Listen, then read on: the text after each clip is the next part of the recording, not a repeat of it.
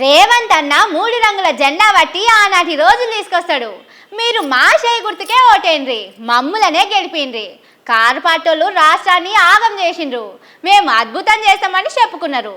మరి 3 రంగుల జెండా బట్టి ఏం చేసిండ్రు, ఏం తీసుకొచ్చిండ్రు, రాష్ట్రాన్ని ఎంత సకదనం చేసిండ్రో చూడుండ్రి. నమ్మి నానబోస్తే పుచ్చిబుర్రలైనట్టే ఉన్నదట కాంగ్రెస్ వాళ్ళ పాలన. ఇది మేమంటలేముల్లో, పబ్లిక్ అంటున్నారు. అక్కడిక్కడ కాదు, ముఖ్యమంత్రి రేవంత్ సారు నియోజకవర్గం కొడంగలోళ్ళు కూడా అంటున్నారు. టేకుల్ కోడు ఊర్లే నల్ల నీళ్ళు వస్తలేవట. పోయిన సర్కారోళ్ళు మిషన్ భగీరథ అని నల్లాలేసి నీళ్ళిచ్చిండ్రు. ఇప్పుడేమో శివరాత్రి ఎల్లక ముందే, ఎండాకాలం మొదలుగాక ముందే నల్లాల నీళ్ళొచ్చుడు బంద్ అయిందని మనిషికో బిందె పట్టుకొని ఇట్లా రోడ్డు మీదకి వచ్చి లొల్లి చేసిండ్రు.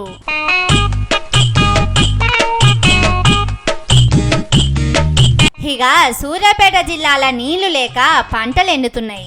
ఎస్ఆర్ఎస్పి కాల్వల నీళ్ళియమని చిన్నగారకుంట తాండ, పెద్దగారకుంట తాండ రైతులు ఇగో ఇట్లా మోకాళ్ళ మీద నడిచిండ్రు. ఇక చూడుండ్రి పొలం ఎట్లా నెర్రలిచ్చిందో, ఎంత బాధ అనిపించాలి రైతన్నకు. 2 రోజుల్లో నీళ్ళియకుంటే హైదరాబాద్కు వచ్చి గాంధీ భవన్ ముంగట కూసుంటామన్నారు.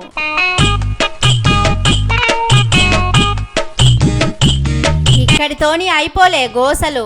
యాదాద్రి జిల్లా వేములకొండల యూరియా కోసం రైతన్నలు గోస పడుతున్నారు. గంటల కొద్దీ లైన్లలో ఉన్నా కూడా దొరుకుతలేవట.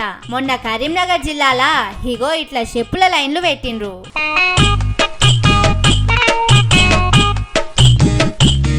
జనగామ జిల్లా 7 నూతుల కాడ ఒక రైతు లోన్ కట్టలేదని ఇంటికొచ్చి గేటు వీక్కపోయిండ్రు బ్యాంక్ ఆఫీసర్లు. సర్కారోళ్ళేమో అందరికి లోన్లు మాఫీ చేసినామని చెప్పుకుంటున్నారు, బ్యాంకోలేమో ఇట్లా చేస్తున్నారు.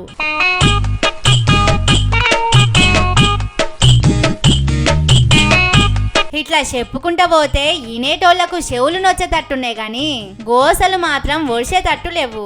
గందుకే 10 ఏండ్ల కిందట ఎట్లుండెనో ఇప్పుడు కూడా అట్లనే ఉన్నదని పబ్లిక్ యాది చేసుకుంటున్నారు. ఓట్ల ముంగట ఆనాటి రోజులు తెస్తానని రేవంత్ సార్ చెప్తే ఏందో అనుకున్నాం. ఇట్లా మళ్ళా ఆనాటి కష్టాలు పట్టుకొస్తాడని అనుకోలేదని ఏసుడొక్కటే తక్కువ ఉన్నది పోన్రి.